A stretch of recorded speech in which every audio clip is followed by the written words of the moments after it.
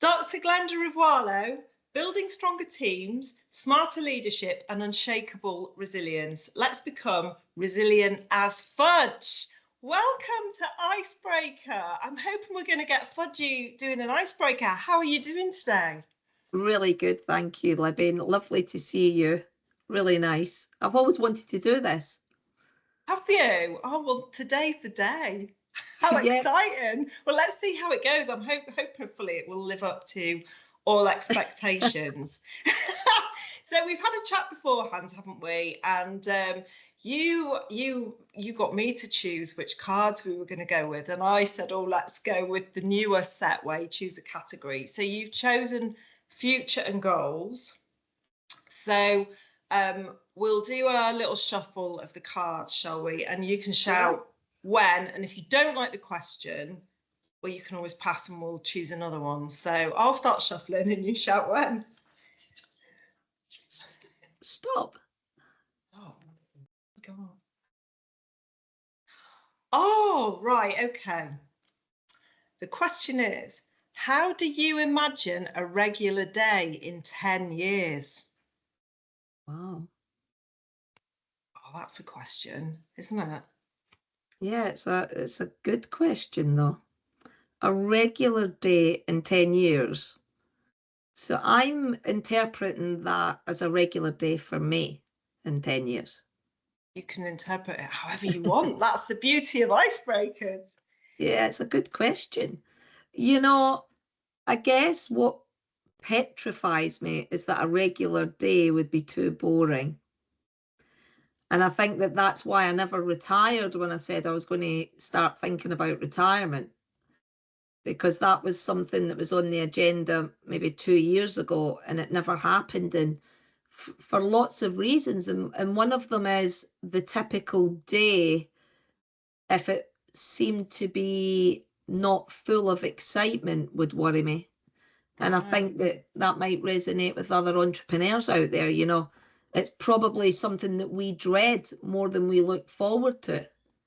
And so for me, I still want it to be inspiring, but maybe a bit more relaxing. Right. Nice. Inspiring but more relaxing. How do you relax? What do you do to relax then? Oh gosh, I'm actually getting really good at that. Anything that involves slowing down in nature really works for me. So I'm lucky enough to live on an island, and just that natural mindfulness that's all around us, with nature and Yeah, being near right. the sea and being able to walk the dog, I find very relaxing. Brilliant.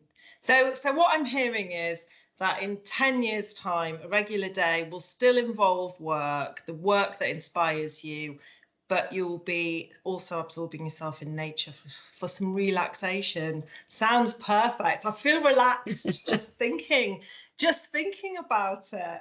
It's a good question though, isn't it? And when I read it, I immediately went to kind of the challenges that people are bringing to the table at the moment around that balance in life and the time that they have. And I was thinking about kind of what actual work will look like in 10 years' Mm. time.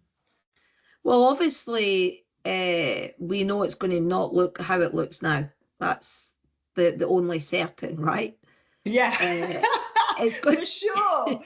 it's going to look vastly different, but I think it's an interesting insight that, about what it means to be a typical day, because just those words, my hands did sort of curl up a little, because it's probably one of the reasons why I've worked for myself for 28 years is that I don't really like each day to be typical. I like it to feel different. And, for me, part of the joy of working for yourself is that no day does feel the same.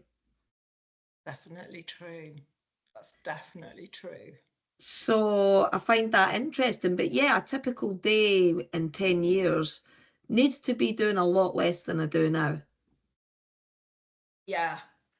Work smarter, not harder, and Well, more that's something I think, relaxation. yeah, I Sounds think that's great. something we're always working on, isn't it?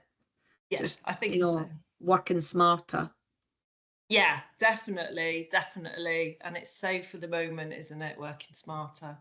Oh, that's been great. I feel relaxed now, though. I'm imagining myself walking along a beach. But I'm like you, I can't imagine not working. But I suppose when you work for yourself, you do the work that gives you purpose and the stuff you love, don't you? And that being purpose driven, why would you ever want to stop if you're adding value? That's what I think.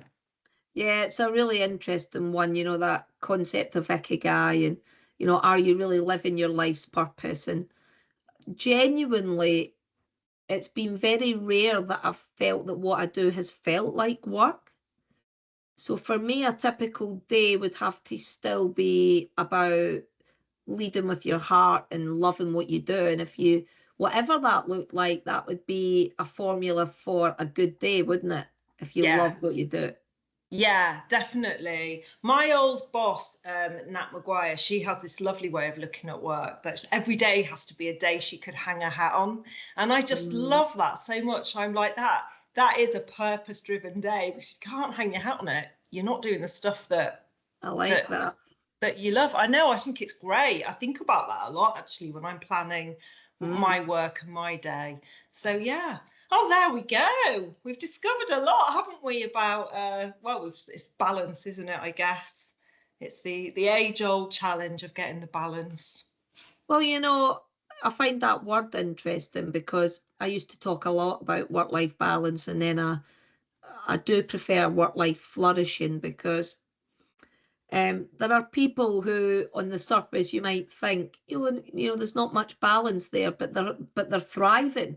Yeah, And there could be people look like they've got it sussed, and they just do X amount at work, X amount in life, and yeah. just surviving. Yeah, that's so true. That's so true. Yeah, we should question that whole, yeah, balance word. I love that. Flourish is a great word as well. Mm. And a coach that I met a few months ago, she uses the word flourish a lot. Are you flourishing at the moment? It's such a great question, isn't it? Yeah, absolutely. Well, I have the feeling we could talk about this all day. So I'm hoping that we'll catch up at some point and be able to continue the I conversation. would love that. Be really good, wouldn't it? Thank you. And so this is the bit where I normally do a wrap up, and I hadn't asked you beforehand, and normally I kind of cue this up and I haven't, so I might be putting you on the spot here, so I do apologize. But Awesome. normally I ask if you've got anyone to nominate to come on and do an icebreaker with me. If you can Ooh. think of anyone off the top of your head, I'm sorry I didn't line it up. No, that's absolutely fine. Um, just because she's been on my mind, maybe you could hook up my colleague Sarah LeBrock and Okay, then cool. get her on to do a little icebreaker with you. Lovely. Right. Well, you can let her know and then I'll send her a message. I'd love that. I don't think I'm connected with Sarah either. So it's a new person for me to meet, which is what I always There you love. go.